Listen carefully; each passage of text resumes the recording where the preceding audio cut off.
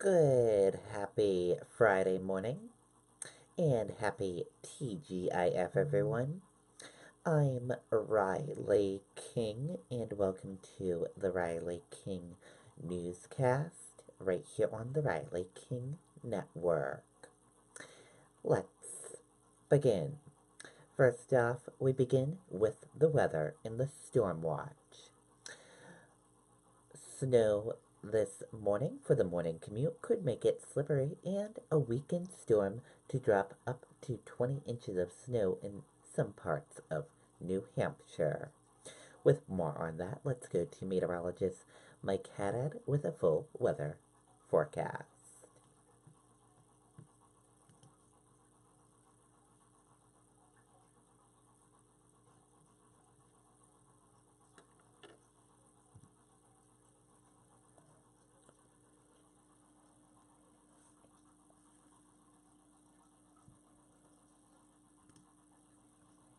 Oh, so nice and quiet out there today, but much colder than it was out there yesterday. And you can see the first of two systems on the way over the next few days. Fairly weak just off to our west that will bring a little bit of light snow for parts of the state during tomorrow, but only for parts of New Hampshire. Could there be a few school delays? Not out of the question, especially the farther north and west you go, but right now the roadways are dry and it could be that way through the entire night and even into early tomorrow in parts of the state, while a few snow showers hit other spots. Temperatures right now in the upper teens, lower 20s. They'll kind of hold there in the coming hours due to the clouds moving in, but as you can clearly see, just off to our north and west, it is much colder than 23 in the Queen City, up in, say, the Lakes region. 17, 12, that's it in Lebanon and in Plymouth. Single digits to the north. A lot of Arctic air builds in overnight tonight and will bottom out around 0 in northern parts of the state. Single digits for many, and a few teens over southern sections by early tomorrow morning with increasing clouds. And again, that weak system kind of split in two. One disturbance to the north, another one to our south. And because it doesn't get well organized, just a scattering of a dusting to an inch of snow expected out of that. Much larger system out west makes inroads here along about Saturday evening with a light snowfall to start and then a heavy snowfall quickly to follow later Saturday evening in a part of the day on Sunday. The first widespread major snowfall of the season looks to be in order. But for tomorrow, really depends on where you are. The best bet of an inch or two will be northern Lakes region, White Mountains, and points north with a scattering of those snow showers. Yes, there could be a dusting in southern New Hampshire. One of those cases early tomorrow morning, you wake up, look out the window. Do you have the dusting or don't you? If you don't, no major problems on the roads. If you do, just give yourself another 5 or 10 minutes to get around. Then it dries out Friday night, partial sun early Saturday, clouds advance quickly during the afternoon. There could be a couple of snow showers late day into the early evening, but here on Futurecast you see the steadiest of the snow begins to fill in from southwest to northeast as the evening wears on. So snow heavy at times. Snowfall rates over an inch, inch and a half per hour, not out of the question. Overnight Saturday night through the mid to late morning hours on your Sunday, and then you'll notice from west to east, the heavy snow lifts away after some possible mixing in southeastern zones, and then the skies clear later Sunday evening. There is a very slight chance clouds could actually break to view the total lunar eclipse, by the way, that comes up later Saturday night around 11 o'clock until 1 in the morning. Expected snow totals right now, early call. Keep in mind the snow's still over 48 hours away. 12 to as much as 20 plus. Could see 21 or 2 in some of the higher terrain of the Monadnock region through the White Mountains, but it looks like at least a foot of snow for many, and there will likely be many spots 14, 15, 16 inches of snow, 8 to 14 right near the coast due to a mix with some sleet and freezing rain. And keep in mind these bands could easily shift about 30 or 40 miles, and the numbers could change a little bit between now and the weekend, and I do expect them to change just a little bit. Why? Again, the storm's still over 48 hours away. But having said that, we do have a severe weather impact day for your Sunday due to not only the snow falling, but a potential for some strong winds as well. That'll result in blowing and drifting snow, and that wind will drive the waves up. So there could be minor coastal flooding late Sunday morning near the shore, and that wind will also drag in. Look at that high on Monday. 6. That's for southern New Hampshire. Wind chill sub-zero all day long on Monday before temperatures climb in a big way next week. Okay, and there you go on that weather forecast from meteorologist Mike Haddad. So get prepared for that snowstorm, everyone. And there are already 5 closings and delays for Sunday morning for church services. If you want to see that complete list, just go to WMUR.com and click on closings. And now let's take a look at your traffic right now and see how your traffic is moving along this Friday morning.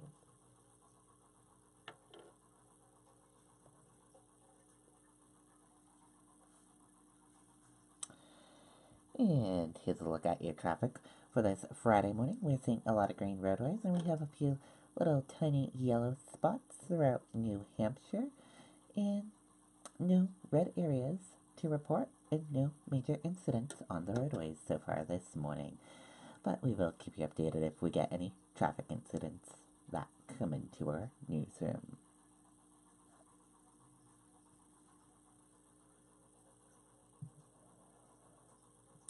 Now let's go to your news.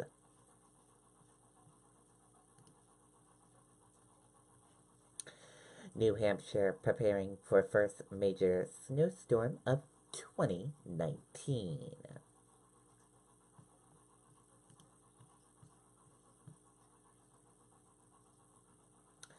Let's take a listen to the video from WMUR News 9, Jess Moran.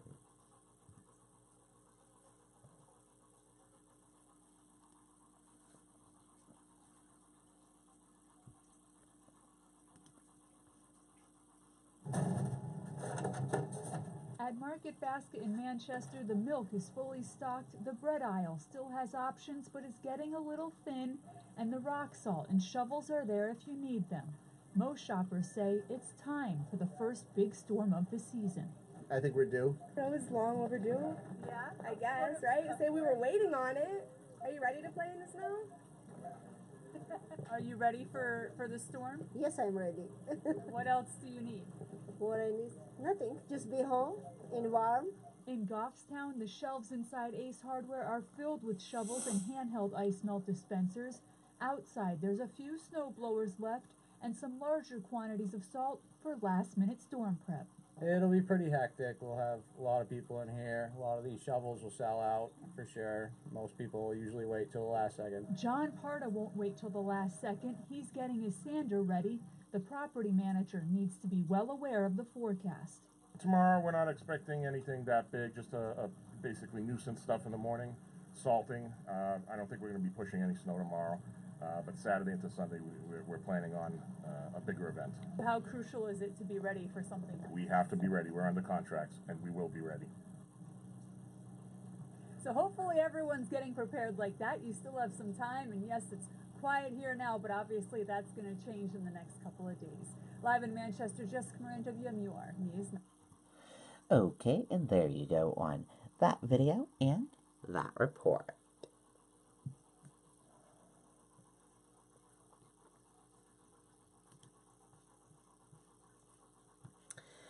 Flu now considered widespread in New Hampshire. 1 death reported.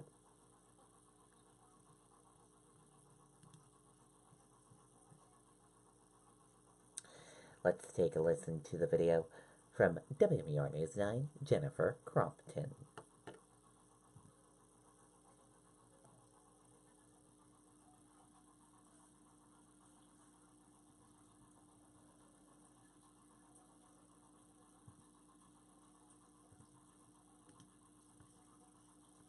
Hospitals don't underestimate the danger of the flu season. Signs have long been up at Wentworth, Douglas, and Dover.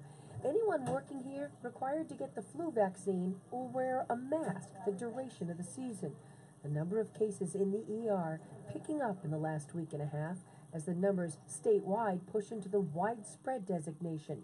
Nasal swab tests for influenza on the rise too. If they present with upper respiratory symptoms, with a fever, cough, congestion, and overall malaise, the kind of general achiness without a real source. It's considered early in the flu season. 1 death already in Cheshire County. It's especially dangerous for the young and old and those with underlying health concerns. That can potentially result in much more serious respiratory compromise and potentially increase their risk for mortality. The flu is most contagious in the first 24 to 48 hours, often before people realize they have it. That's why washing hands and covering coughs are so important. Anyone with the flu should stay home from school or work until they're fever-free for at least 24 hours. And it's not too late to get the vaccine. This year's vaccine seems to be a pretty good, almost direct hit, which is wonderful because some years it's not so good. NHS, the providers, depending on the health providers, there is a nasal spray version available this year depending on the health provider, and according to DHHS, already this season 102,000 New Hampshire children have been vaccinated, and that's a good thing. We're live in Dover. Jennifer Crompton, WMUR News 9. Okay, and there you go on that video and that report.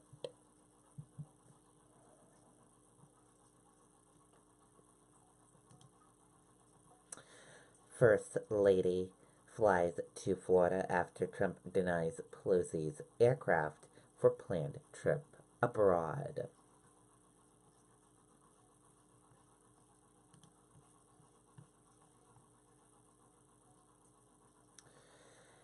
She imperiled his State of the Union address. He denied her planned visit to the troops abroad. The shutdown battle between President Donald Trump and House Speaker Nancy Pelosi is playing out as a surreal game of constitutional bankership, with both flexing their political powers from opponents' ends of Pennsylvania Avenue as the negotiations to end the month-long partial government shutdown remains stalled.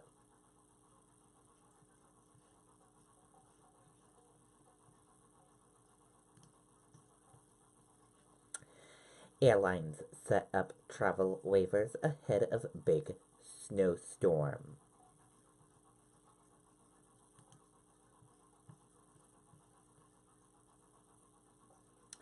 Let's take a listen to the video from WMUR News 9, Adam Sexton.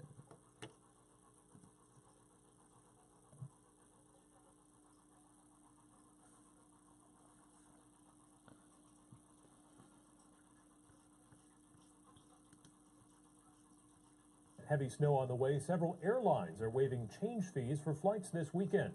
American, Southwest, and United have posted travel waiver details for flights to and from the Northeast. That includes Boston's Logan Airport and Manchester-Boston Regional Airport. For more information on who qualifies and how to rebook your flight, you can contact your airline. Okay, and there you go on that video and that report. Hopefully all of you will be prepared for this storm that is making its way into New Hampshire. Concord Fire Department to launch mobile opioid response unit.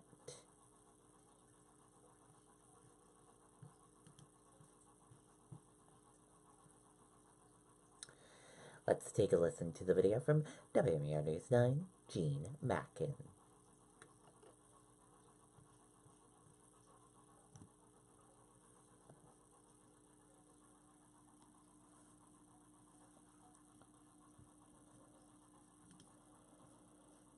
It's a struggle in communities like Concord, where first responders head out on 9,000 runs a year and often don't have the time or manpower to follow up on opioid overdoses. We kind of do an immediate life-saving treatment, but then not really have anywhere we can send them. Now, a $127,000 federal grant will fund a mobile opioid response unit, a team that moves in with the ambulance and stays with patients, linking them to recovery options, training them and their families on Narcan use and CPR. After you've just revived from Narcan, oftentimes people are very vulnerable and wanting to get into treatment and rehab. And if we can have a crew intervene with them right at that time, our likelihood of getting them into a successful program is going to be better. A similar program will likely roll out in one other section of the state, a new on-the-go approach for fire departments that can't always keep the doors open to host a safe station. There are a couple other programs around the country. We've looked at their models, and we think that it's going to be a good fit here in New Hampshire, and particularly here in Concord. The City Council already approved this plan. The Governor and Executive Council are expected to give it a thumbs up next month. Then this fire department says it's ready to roll. In Concord, Jean Mackin, WNUR, News 9. Okay, and there you go on that video and that report.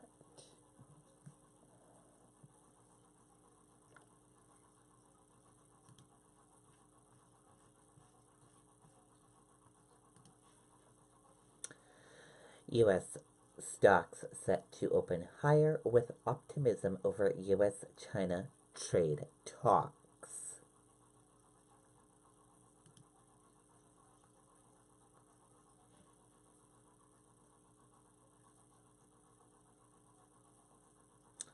There will be industrial production figures out at 9:15 a.m. Eastern Time and consumer sentiment numbers due at 10 o'clock Eastern Time. Money managers will also following U.S. politics as the government shutdown continues into its 20th day. U.S. stock index features pointed to a higher open on Friday morning as investors designate reports that the President Donald Trump administration could reduce tariffs imposed on China.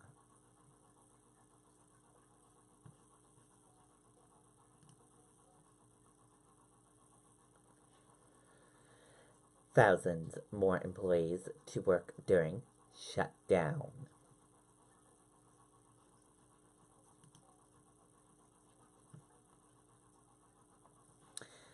As the longest ever government shutdown reaches day 27 Thursday, the number of federal employees working without pay stood at 450,000, but that number could top 500,000 in the coming days as the Trump administration continues to recall tens of thousands of workers after almost 4 weeks of shuttered doors at virtual agencies. And that does it for the Riley King Newscast right here on the Riley King Network. I hope you all have a great rest of your day, and I'll see you back here later on today for another newscast. And I'll have a news report coming up in a little bit. Goodbye, everyone.